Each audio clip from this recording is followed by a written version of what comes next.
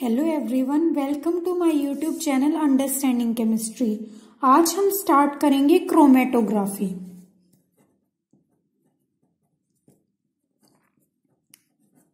Chromatography हमारे पास एक बहुत इम्पोर्टेंट एनालिटिकल टेक्निक है जिसको हम यूज करते हैं क्वालिटेटिव एंड क्वांटिटेटिव डिटर्मिनेशंस के लिए। तो क्रोमेटोग्राफी टर्म हमें क्या पता चल रहा है? क्रोमेटोग्राफी के अंदर हमारा एक वर्ड आता है क्रोमा एंड ग्राफी। तो हमारी जो क्रोमेटोग्राफी टर्म है वो क्रोमा प्लस ग्राफी से मिलके बनी है। तो क्रोमा वर्ड जो है इसका मतलब होता है हमारे पास कलर, और ग्राफिक का मतलब होता है स्टडी। तो जिस टेक्निक के अंदर हम किसी भी सब्सटेंस के कलर से उसकी बाकी की प्रॉपर्टीज को स्टडी करते हैं तो उस टेक्निक को हम क्रोमेटोग्राफी बोलते हैं। ठीक है, तो क्रोमेटोग्राफी के अंदर हम क्या करते हैं, किसी भी सब्सटेंस का कुछ कलर होता है, उस कलर के बेसिस के ऊपर हम उसकी आगे की बाकी उसके ऊपर जो क्वालिटेटिव एंड क्वांटिटेटिव डिटर्मिनेशन करने होते हैं हमें वो करते हैं। ये था क्रोमेटोग्राफी वर्ड का मीनिंग। अब हम बोलते हैं कि क्रोमेटोग्राफी, हमने बोला कि हमारे पास ये एक एनालिटिकल टेक्निक है। अब ये एक एनालिटिकल टेक्निक है तो इस टेक्निक के अंदर हम क्या करते हैं, क्रोमेटोग्राफी को हम फिर डिफाइन करेंगे। तो क्रोमेटोग्राफी को हम कैसे डिफाइन कर सकते हैं कि भाई क्रोमेटोग्राफी हमारे पास क्या है, ये एक मेथड है या फिर टेक्निक है। किस चीज का मेथड है? ये मेथड है मेथड ऑफ सेपरेशन। ठीक है, तो इस मेथड के अंदर क्या करते हैं हम, इस मेथड के अंदर सेपरेट करते हैं किसको, एक मिक्सचर ऑफ कंपोनेंट्स को। मिक्सचर ऑफ कंपोनेंट्स को हमें सेपरेट करना है तो उसको हम किसके अंदर सेपरेट करेंगे, इनटू इंडिविजुअल कंपोनेंट्स। कि हमारे पास कोई भी सॉल्यूशन है तो उसके अंदर हमारे पास बहुत सारे कंपोनेंट्स प्रेजेंट हैं, उन कंपोनेंट्स को हम इस टेक्निक के अंदर सेपरेट करते हैं। और सेपरेट होता कैसे, उनका सेपरेट होता है इक्विलिब्रियम डिस्ट्रीब्यूशन के थ्रू। और ये जो इक्विलिब्रियम डिस्ट्रीब्यूशन है ये होता है हमारा दो फेजेस के बीच में।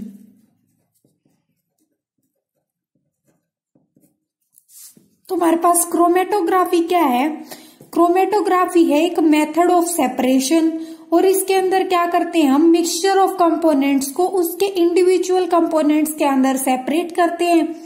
और ये सेपरेशन होता कैसे है, ये सेपरेशन होता है through equilibrium distribution between two phases. अब हमने बोला मिक्सचर ऑफ कंपोनेंट्स, तो हमारे पास कोई भी ऐसा सब्सटेंस है जिसके अंदर बहुत सारे कंपोनेंट्स प्रेजेंट है।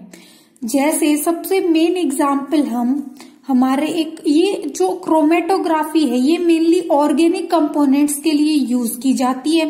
तो इसके अंदर हम प्रोटीन्स की क्रोमेटोग्राफी करते हैं। अब हमें पता है कि कोई भी प्रोटीन है, अब तो प्रोटीन के अंदर हमारे पास प्रोटीन्स क्या होते हैं, प्रोटीन्स होते हैं हमारे पास सीक्वेंस ऑफ अमाइनो एसिड्स। तो हमें पता लगाना है कि भाई हमारी इस प्रोटीन के अंदर कौन कौन से अमाइनो एसिड्स प्रेजेंट हैं, तो उसके लिए हम क्रोमेटोग्राफी यूज करेंगे। या फिर हमारे जो प्लांट के लीव्स होते हैं, लीव्स के अंदर भी हमारे पास बहुत सारे पिगमेंट्स प्रेजेंट होते हैं, जैसे क्लोरोफिल हो गया, फिर हमारे पास फाइटोसिन हो गया, फियोफाइटिन हो गया। इस टाइप से हमारे पास बहुत सारे पिगमेंट्स किसी भी प्लांट के लीफ के अंदर प्रेजेंट होते हैं। तो अगर हमें ये सारे पिगमेंट सेपरेट करने हैं तो उनको भी हम क्रोमेटोग्राफी की हेल्प से सेपरेट कर सकते हैं। तो जो हमारी क्रोमेटोग्राफी टेक्निक है इसकी मेन एप्लीकेशन हमारी ऑर्गेनिक कंपोनेंट्स की सेपरेशन के लिए यूज की जाती है। और हमने बोला कि सेपरेशन होता है क्रोमेटोग्राफी के अंदर कि मिक्सचर ऑफ कंपोनेंट से हम अलग अलग कंपोनेंट पता लगाते हैं। तो ये जो सेपरेशन होता है हमारा ये कलर के बेस पे होता है इनका, कि कुछ ना कुछ कलर देंगे उसके बेस के ऊपर हम इनको आपस में सेपरेट आउट कर लेते हैं। ठीक है, ये हो गई इसकी डेफिनेशन की बात और इसकी मेन एप्लीकेशंस की बात। अब हम बात करते हैं कि क्रोमेटोग्राफी भाई हमारे पास एक टेक्निक है, तो इसके अंदर होता क्या है, ये काम कैसे करती है, किस चीज के ऊपर बेस्ड है ये। तो हमारे पास क्या होता है अब कि कंपोनेंट्स हो गए किसी भी मिक्सचर के, ठीक है। पहले हम बात करते हैं, इसके अंदर हमने बोला था 2 फेज के अंदर सेपरेशन होता है, तो वो 2 फेज हम कौन कौन सी फेजेस लेके चलते हैं। यहाँ पे हम 2 फेज की बात करते हैं, एक होती है हमारे पास स्टेशनरी फेज और एक होती है हमारे पास मोबाइल फेज।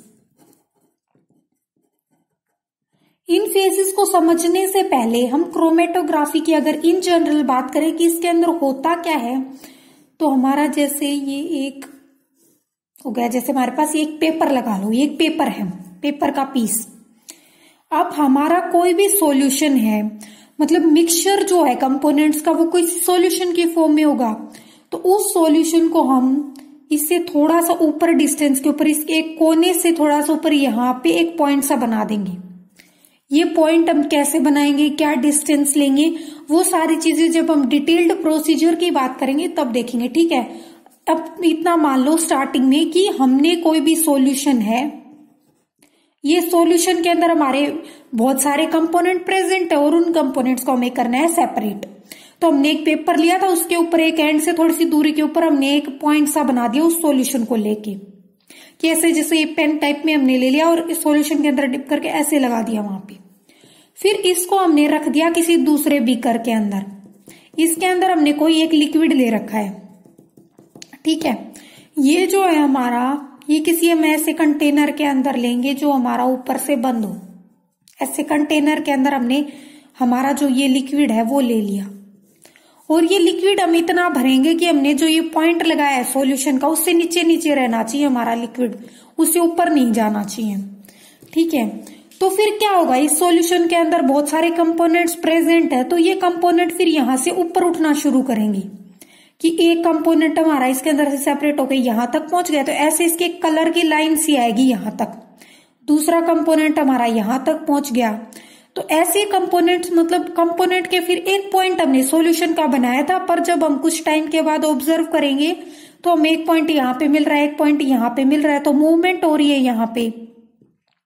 तो फिर इन डिस्टेंसेस को हम मेजर कर लेंगे और उन डिस्टेंस के बेस पे हम यहाँ पे आगे फर्दर जो एनालिसिस है वो करते हैं, ठीक है। अब ये जो मूवमेंट हो रही है यहाँ पे, ये मूवमेंट हो रही है, क्यों हो रही है, क्योंकि जो कंपोनेंट्स है मिक्सचर के वो मूव कर रहे हैं यहाँ पे। तो जो क्रोमेटोग्राफी के अंदर जो टेक्निक है ना, वो हमारी इसी चीज के ऊपर बेस्ड होती है कि इन कंपोनेंट्स की जो मूवमेंट का रेट है ना वो अलग अलग होता है, और ये मूव कर किस वजह से रहे। तो यहाँ पे हमने ये एक लिक्विड लिया, मतलब यहाँ पे हमने ले लिया सॉल्वेंट, और ये जो चीज थी इसको हमने फिक्स कर दिया, ये जो पेपर बोला था हमने ये फिक्स है एक जगह पे। तो अब हमने बात की थी 2 फेज की, तो हमारी स्टेशनरी फेज क्या होगी, वो स्टेशनरी का मतलब क्या होता है, एक जगह रुका हुआ। तो हमारा ये जो पेपर लिया था हमने एक जगह फिक्स कर देंगे हम इसको, तो ये तो हो जाएगी हमारी स्टेशनरी फेज। तो स्टेशनरी फेज को हम क्या बोल सकते हैं, एक तो जिसके ऊपर हम मिक्सचर का स्पॉट लगाते हैं, दूसरा जिसके ऊपर मूवमेंट होती है, और एक जो अपनी जगह पे कांस्टेंट रहता है। फिर हम बात करते हैं मोबाइल फेज। मोबाइल फेज मतलब जो फेज चल रही है, मूवमेंट कर रही है। तो अब ये जो हमने सॉल्वेंट लिया है यहाँ पे, या जो लिक्विड लिया है, ये जो सॉल्यूशन के अंदर कंपोनेंट्स है वो इसकी इन्फ्लुएंस की वजह से मूव कर रहे हैं, मतलब ये हमारा मूव करेगा। इस पेपर पे ये यहां तक भी आ जाता है, यहां तक भी आ जाता है, हमें ये पेपर जो है यहाँ पे गीला दिखाई देगा पूरा। तो ये गीलापन जो इसके अंदर आएगा ये इस सॉल्वेंट की मूवमेंट की वजह से आएगा। तो ये जो सॉल्वेंट मूव कर रहा है तो इसको हम बोलते हैं मोबाइल फेज। स्टेशनरी फेज और मोबाइल फेज। स्टेशनरी फेज जिसके ऊपर हमारे कंपोनेंट्स मूव करते हैं, और वो मूव किस वजह से करते हैं, वो इस जो मोबाइल फेज या मूविंग फेज है इसकी इन्फ्लुएंस की वजह से मूव करते हैं, ठीक है। तो ऐसे हमारी जो स्टेशनरी फेज और मोबाइल फेज 2 फेजेस होती है क्रोमेटोग्राफी के अंदर, और जो हमारी क्रोमेटोग्राफी टेक्निक है ये बेस्ड होती है इस मूवमेंट के रेट के अंदर जो डिफरेंस है ना उसी के ऊपर ये हमारी जो टेक्निक है ये बेस्ड होती है। तो अब हम बात करें इसके अंदर, ये हमने बता दिया जनरली कैसे काम करती है। तो इसके अंदर फिर हमें क्या करना है, हमें तो सेपरेशन करना है कंपोनेंट्स का। तो अब इस सेपरेशन का हमने जनरली समझने के बाद हम इसकी बात करेंगे स्टेप्स की, कि यहाँ पे ये जो प्रोसेस हो रहा है इस प्रोसेस के अंदर कौन कौन सी स्टेप हो रही है यहाँ पे। तो स्टेप्स में हमारी फर्स्ट स्टेप होती है एडजॉर्प्शन या फिर रिटेंशन। कि हमने क्या बोला कि हमारी ये स्टेशनरी फेज है, इसके ऊपर हमने सॉल्यूशन का एक स्पॉट सा बना दिया, एक पॉइंट बना दिया इसके ऊपर। तो ये जो स्टेशनरी फेज है हमारी, ये मिक्सचर और जो सब्सटेंस है उसको इसके ऊपर एड्सॉर्ब कर लेती है, इसका रिटेंशन हो जाता है इसके ऊपर। कि यहाँ पे हमने लगाया था तो यहीं पे इसने एब्सॉर्ब कर लिया, इसको एड्सॉर्ब कर लिया, सॉरी। तो यहाँ पे इसका हो जाता है एड्सॉर्प्शन। फर्स्ट स्टेप के अंदर यही होता है कि हमने ये कोई भी स्टेशनरी फेज ले ली, इस स्टेशनरी फेज के ऊपर हमने हमारा सॉल्यूशन का पॉइंट या स्पॉट बना दिया, तो हमारी स्टेशनरी फेज ने इसको कर लिया एड्सॉर्ब और ये यहीं पे रिटेंशन हो गया इसका। फर्स्ट स्टेप ये होती है। सेकेंड स्टेप के अंदर क्या करते हैं हम, सेकेंड स्टेप के अंदर होता है सेपरेशन। हम मेन स्टेप्स की बात करें यहाँ पे, जब हमने इसको मोबाइल फेज के अंदर रख दिया तो मोबाइल फेज की इन्फ्लुएंस के अंडर इसके कंपोनेंट्स की मूवमेंट होगी, तो उस मूवमेंट के बेसिस पे इनका होगा सेपरेशन। ये हो गई हमारी सेकंड स्टेप। फिर थर्ड स्टेप के अंदर क्या होगा हमारा, रिकवरी करेंगे हम सेपरेटेड सब्सटेंस की। अब हमने देख लिया कि भाई यहाँ पे मूवमेंट हो गई, एक तो सॉल्वेंट यहाँ से हमारी मोबाइल फेज मूव करके चली जाएगी किसी पार्टिकुलर डिस्टेंस तक, और हमारे जो मिक्सचर के अंदर कंपोनेंट्स उनकी भी मूवमेंट होगी पार्टिकुलर डिस्टेंस तक। तो फिर हम इस पेपर को इस मोबाइल फेज से बाहर निकालेंगे और इसको रख देंगे, तो इसको बोलते हैं रिकवरी। ठीक है। और इस रिकवरी जो होती है हमारी सेपरेटेड सब्सटेंस की मोबाइल फेज के कंटिन्यूअस फ्लो के बाद, इस स्टेप को हम एल्यूशन भी बोल सकते हैं। फिर नेक्स्ट इसके अंदर हम करेंगे आगे हमारा further qualitative and quantitative analysis. वो एनालिसिस हम कैसे करते हैं वो जब हम टाइप्स की बात करेंगे तब हम देखेंगे, क्योंकि अभी हमें बहुत सारी चीजें देखनी है कि इसके अंदर हम स्टेशनरी फेज और मोबाइल फेज क्या लेंगे, उसके बेसिस पे क्रोमेटोग्राफी के टाइप्स क्या होंगे, फिर एनालिसिस हम इसका कैसे करेंगे। क्योंकि कई केसेस में हमारे पास ये स्पॉट्स कलर्ड होते हैं तो हमें अलग अलग दिख जाते हैं, पर कई केसेस के अंदर हमारे पास ऐसा होता है कि हमें यहाँ पे विजिबिलिटी नहीं होती, तो हम यहाँ पे कुछ विजुअलाइजेशन एजेंट्स जैसे डाइस वगैरह का यूज भी कर सकते हैं इनको देखने के लिए, विजुअलाइज करने के लिए, क्योंकि हमें करना है एनालिसिस। अब एनालिसिस के लिए हमें पता होना चाहिए कि ये स्पॉट कितनी डिस्टेंस के ऊपर गया, ये कितनी डिस्टेंस के ऊपर गया। ठीक है, तो उसके लिए हमें ऐसी चीजें यूज करनी पड़ेंगी जो हमें इनको विजुअलाइज करा सके, अगर ये हमें डायरेक्ट विजिबल नहीं है तो। फिर हम बात करते हैं, इतना हो गया हमारा कि क्रोमेटोग्राफी की डेफिनेशन क्या है, इसका सिंपल प्रोसीजर कैसा होता है, फिर प्रोसीजर के अंदर कौन कौन सी स्टेप्स आती हैं, और सबसे इंपॉर्टेंट हर एक क्रोमेटोग्राफी टेक्निक के अंदर चाहे कौन सी भी टाइप हो इसकी, हमारी स्टेशनरी फेज और मोबाइल फेज दो लेना मस्ट है। चाहे कौन सी भी टाइप हो उसके अंदर एक स्टेशनरी फेज एक मोबाइल फेज दोनों जरूर प्रेजेंट होंगी। फिर हम बात करते हैं इसके प्रिंसिपल की। प्रिंसिपल के अंदर क्या होता है, हम यहां पे मेजर करते हैं केडी। केडी क्या होता है हमारे पास, केडी होता है यहां पे डिस्ट्रीब्यूशन कोफिशिएंट, या फिर इसको हम पार्टीशन कोफिशिएंट भी बोल सकते हैं। अब जो हमारा केडी डिस्ट्रीब्यूशन कोफिशिएंट या पार्टीशन कोफिशिएंट है, हमें यहाँ पे ये कैलकुलेट करना होता है। अब ये कैलकुलेट हम कैसे करेंगे, तो क्या हो गया, हमने जो स्टेशनरी और मोबाइल फेज ली है वो ऐसी फेजेस लेनी है जो आपस में इममिसिबल हो। क्योंकि यहाँ पे तो हमने जब जनरली पढ़ा है तो हमने बोला है कि हमारे पास जो पेपर है वो as a stationary phase act कर रहा है, पर जब हम दूसरे टाइप देखेंगे तो वहां पे हमारे पास जो स्टेशनरी और मोबाइल फेजेस हैं वो दोनों लिक्विड स्टेट के अंदर भी हो सकती हैं, तो वो ऐसे ही लेनी है जो आपस में मिक्स ना हो, इममिसिबल हो। ठीक है, तो डिस्ट्रीब्यूशन का मतलब क्या होता है हमारा, कि हमारे जो कंपोनेंट्स हैं वो किस टाइप से डिस्ट्रीब्यूट होंगे इन दोनों फेजेस के अंदर।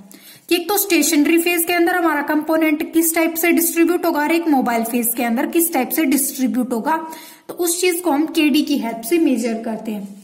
अब देखो, कोई भी कंपाउंड मान लिया हमने, वो अपने आप को इक्वल वॉल्यूम्स है उसकी डिस्ट्रीब्यूट हो रही है, ठीक है।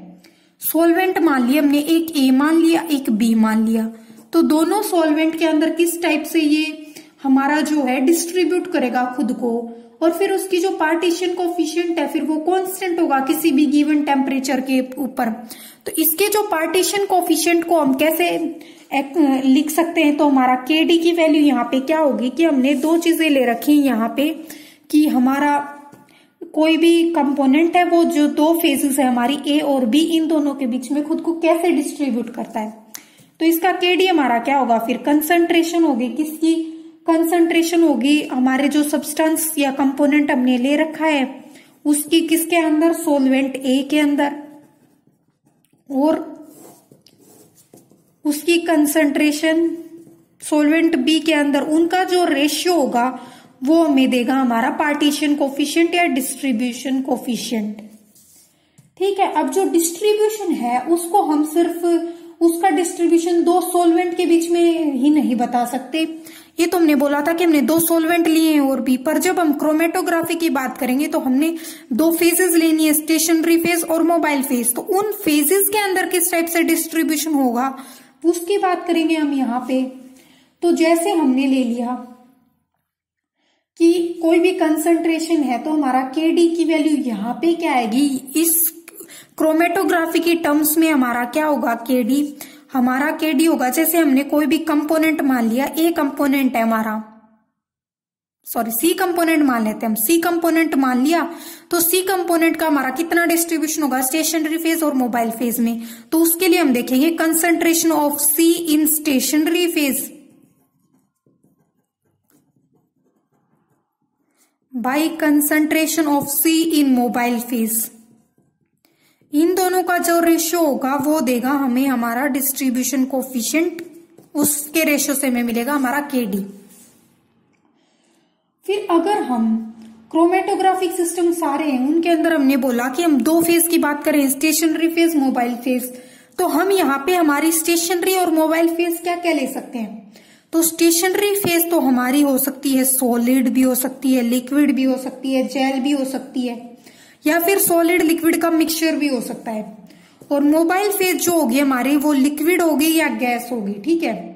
और मोबाइल फेज का काम कितना है, हमें तो बस इसको स्टेशनरी फेज के ऊपर मूव कराना है, ये मूवमेंट का काम करेगी मोबाइल फेज, और जो हमारा जो भी सॉल्यूशन या मिक्सचर होगा वो हम अप्लाई कर देते हैं स्टेशनरी फेज के ऊपर। तो ये जो हमने अब हमारे पास सॉलिड लिक्विड जेल ले सकते हैं स्टेशनरी फेज, और लिक्विड और गैस ले सकते हैं मोबाइल फेज।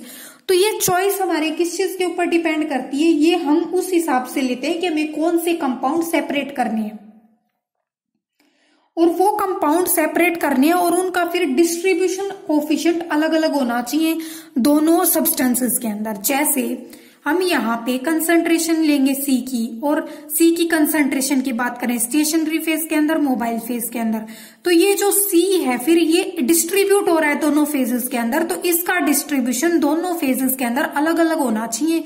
हम स्टेशनरी फेज और मोबाइल फेज इस टाइप से चूज करेंगे कि जो सब्सटेंस हमें सेपरेट करना है वो इन दोनों फेजेस के अंदर अलग अलग से डिस्ट्रीब्यूट हो, उसका डिस्ट्रीब्यूशन अलग अलग हो दोनों के अंदर, ठीक है। तो इसके अंदर अगर हम बात करें डिस्ट्रीब्यूशन कोफिशिएंट की, जैसे हमने मान लिया कि हम कोई भी सब्सटेंस है उसको हम ले रहे हैं, एक तो हमारी फेज हो गई सैलिसिलिक एसिड और एक हमने ले लिया बेंजीन, तो ये दो हमारे पास हो गई फेजेस। इनके बीच में हमने बोला कि हमारा कोई भी सब्सटेंस है तो उसका केडी कितना है, हमारे पास 0.5 है उसका डिस्ट्रीब्यूशन कोफिशिएंट। तो इसका मतलब हम क्या बोल सकते हैं कि जो सब्सटेंस है उसकी कंसंट्रेशन बेंजीन के अंदर ट्वाइस है सैलिसिलिक एसिड से, कि इस 0.5 का मतलब क्या हो गया कि जो हमारा सब्सटेंस है, जैसे 0.5 का मतलब क्या है, हमारा केडी आ गया 1/2। तो हम क्या बोल सकते हैं कि उस सब्सटेंस की concentration in salicylic acid by उसकी कंसंट्रेशन बेंजीन के अंदर, तो हम बोल सकते हैं कि सैलिसिलिक एसिड के कंपैरिजन में हमारे बेंजीन के अंदर जो सब्सटेंस की कंसंट्रेशन है वो ट्वाइस है, इसीलिए हमारा केडी क्या है 1/2। और जो इफेक्टिव डिस्ट्रीब्यूशन कोफिशिएंट, अब यहां पे एक टर्म आ गई इफेक्टिव डिस्ट्रीब्यूशन कोफिशिएंट। तो हमारा इफेक्टिव डिस्ट्रीब्यूशन कोफिशिएंट क्या होगा, उसको हम डिफाइन करेंगे जो टोटल अमाउंट होगी। टोटल अमाउंट क्या होगी, अब जो कंसंट्रेशन की है, किसी भी सब्सटेंस की कंसंट्रेशन एक फेज के अंदर प्रेजेंट है तो उसको हम टोटल अमाउंट से डिवाइड कर देंगे जो दूसरे फेज के अंदर प्रेजेंट है, तो इसको हम as a total amount consider करते हैं इफेक्टिव डिस्ट्रीब्यूशन कोफिशिएंट को। अब जो डिस्ट्रीब्यूशन कोफिशिएंट दो कंपाउंड के बीच में, जैसे हमने बोल दिया कि स्टेशनरी फेज और मोबाइल फेज है, इनके बीच में हमारा जो डिस्ट्रीब्यूशन कोफिशिएंट है वो 1 आ रहा है, तो इसका मतलब क्या हो गया कि वो कंपाउंड इक्विलिब्रियम के अंदर है, कि जो कंसंट्रेशन है दो फेजेस की वो सेम होगी, पर जो टोटल अमाउंट है कंपाउंड की वो अलग अलग होगी उसके अंदर। ठीक है,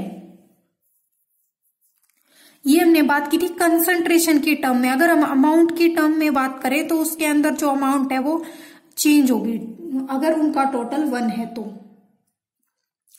ये बात हो गई हमारी क्रोमेटोग्राफी की डेफिनेशन की और इसका स्टेप और प्रिंसिपल की। क्या करना होता है, बस क्रोमेटोग्राफी के अंदर हमने एक सेपरेशन टेक्निक है। सेपरेशन टेक्निक का मतलब क्या है कि भाई एक चीज में बहुत सारी चीजें मिक्स है, उनको अलग अलग करना है हमें, हो गया सेपरेशन। ठीक है, सेपरेशन किस बेस पे करेंगे तो वो होगा डिस्ट्रीब्यूशन के बेसिस के ऊपर। डिस्ट्रीब्यूशन किसके अंदर होगा, हमारी दो फेजेस के अंदर। दो फेजेस होगी stationary phase, mobile phase. Mobile phase move करती है स्टेशनरी फेज के ऊपर और स्टेशनरी फेज के ऊपर हम हमारा सॉल्यूशन अप्लाई करते हैं, मिक्सचर अप्लाई करते हैं। तो स्टेप्स के अंदर पहले मिक्सचर का एब्सॉर्ब होता है स्टेशनरी फेज के ऊपर, फिर मोबाइल फेज की रनिंग की हेल्प से सेपरेशन होता है, फिर हम उसकी रिकवरी करते हैं, फिर एनालिसिस करते हैं। और प्रिंसिपल डिपेंड करता है इसका पार्टीशन कोफिशिएंट या डिस्ट्रीब्यूशन कोफिशिएंट के ऊपर। डिस्ट्रीब्यूशन कोफिशिएंट क्या होता है हमारा, कि कोई भी सब्सटेंस है वो कितना डिस्ट्रीब्यूटेड होता है हमारे स्टेशनरी फेज के अंदर एंड मोबाइल फेज के अंदर, तो उसकी कंसंट्रेशन का रेशियो हमें दे देगा हमारा केडी। और केडी की हेल्प से हम ये बता सकते हैं कि अगर हमें उसका डिस्ट्रीब्यूशन कोफिशिएंट पता है तो हम ये बता सकते हैं कि हमारा जो सब्सटेंस है वो stationary phase and mobile phase के बीच में कितना डिस्ट्रीब्यूटेड है, हो गई प्रिंसिपल की बात। और जो हमारी stationary phase and mobile phase है वो हम डिफरेंट ले सकते हैं, जैसे हमारी स्टेशनरी फेज सॉलिड, लिक्विड या जेल हो सकती है, मोबाइल फेज लिक्विड या गैस हो सकती है। फिर नेक्स्ट वीडियो में हम बात करेंगे टाइप्स ऑफ क्रोमेटोग्राफी की, कि किस टाइप से क्रोमेटोग्राफी की डिफरेंट टाइप्स होती हैं और वो टाइप्स उनके अंदर किस टाइप से स्टेशनरी फेज, मोबाइल फेज ली गई हैं, वो कैसे एक दूसरे के साथ में रिलेट करती है सारी टेक्निक्स, उन सब की हम बात करेंगे। और कैसे फिर लास्ट में करना तो एनालिसिस है, वो एनालिसिस हम कैसे करेंगे। ठीक है, आज के वीडियो में इतना ही। अगर आपको क्रोमेटोग्राफी की डेफिनेशन एंड प्रिंसिपल के अंदर कोई भी डाउट हो तो आप कमेंट्स में पूछ सकते हैं। Thank you.